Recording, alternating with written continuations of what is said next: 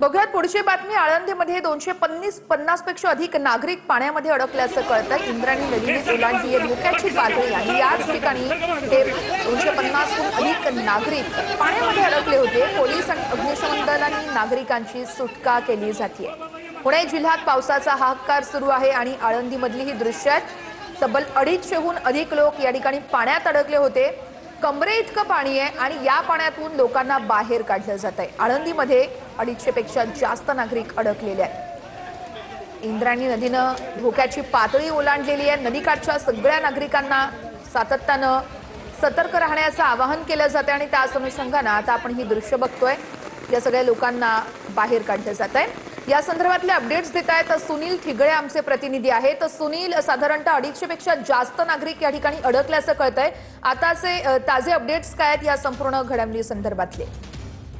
नक्कीच वर्षा, ज्या पद्धतीने पाहिलं की पुणे असेल किंवा रायगड असेल किंवा मुंबई असेल या भागामध्ये सध्या 2 दिवस रेड अलर्ट जारी केला आणि याच अनुषंगाने पुणेमध्ये सुद्धा मोठ्या प्रमाणामध्ये खरं तर पाऊस पडताना आपल्याला पाहायला मिळतोय। रात्रभर या परिसरामध्ये मोठ्या प्रमाणामध्ये पाऊस झाला आणि त्याचमुळे जी इंद्रायणी नदी आहे ती सध्या जी धोक्याची पातळी तिने ओलांडली आपल्याला पाहायला मिळते। आणि त्याच अनुषंगाने सध्या 2 ते 3 दिवसावरती आळंदीमध्ये संत ज्ञानेश्वर महाराजांचा पालखी प्रस्थान सोहळा आहे आणि यामुळे अनेक वारकरी सध्या आळंदीमध्ये दाखल झाले आपल्याला पाहायला मिळते।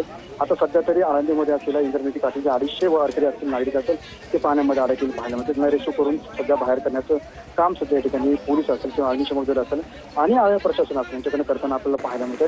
आणि सध्या आपण पाहतो की पुणे जिल्ह्यामध्ये सर्वत्र पावसाचा मोठा हाहाकार पाहायला मिळतोय। अनेक वारकरी सुद्धा या ठिकाणी अजून आलेले आहेत, अजून दाखल होत आहेत। त्यासोबत पुणे नाशिक महामार्ग असेल तो सुद्धा वाहतुकीसाठी ठप्प झालेला आहे। मात्र एकंदरीत आपण पाहिले की आळंदीमध्ये जे 250 नागरिक अडकले त्यांना सुद्धा सध्या रेस्क्यू करण्याचं काम सध्या युद्ध पातळीवर सुरू असल्याचे या ठिकाणी पाहायला मिळत आहे। वर्षा, निश्चित आळंदीमधली ही दृश्य आहे। तर सुनील, अपडेट्स घ्यायचेच आहेत। इंद्रायणी नदीनं खरं तर धोक्याची पातळी ओलांडली आहे। सातत्यानं प्रशासनाकडून नदीकाठच्या सगळ्या नागरिकांना सतर्क राहण्याचं आवाहन केलं जात आहे आणि त्याच अनुषंगानं पोलीस आणि अग्निशमन दलाच्या या सगळ्या जवानांकडून इथं रेस्क्यू केलं जात आहे। आळंदीमध्ये 250हून अधिक लोक पाण्यामध्ये अडकल्याची आताची ताजी अपडेट आहे आणि या सगळ्या नागरिकांना हळूहळू इथं बाहेर काढलं जात आहे। पाण्यात अडकलेल्या या सगळ्या लोकांना बाहेर काढलं जात आहे कारण इंद्रायणी नदीनं पाण्याची पातळी, धोक्याची पातळी ही ओलांडलेली आहे। त्यामुळे या संपूर्ण परिसरात पाणी आलेलं आहे।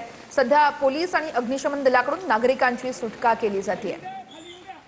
पुणे जिल्ह्यात पावसाचा हाहाकार सुरू, रात्रभर मुसळधार असा पाऊस पडलेला आहे आणि त्याचाच परिणाम आता संपूर्ण परिसरात आपण बघू शकतोय। आळंदीमध्ये तब्बल 250 पेक्षा जास्त नागरिक या ठिकाणी अडकले होते आणि या सगळ्या नागरिकांचं तर रेस्क्यू केलं जात आहे। आळंदीमधली ही दृश्य आपण पाहतोय। पोलीस आणि अग्निशमन दलाकडून या सगळ्या नागरिकांची सुटका केली जाते। सकाळच्या सुमारास पावसानं काहीशी उसंत घेतली होती, मात्र पुन्हा एकदा आता पुण्यामध्ये पावसाला सुरुवात झालेली आहे। मुसळधार असा पाऊस पडतोय।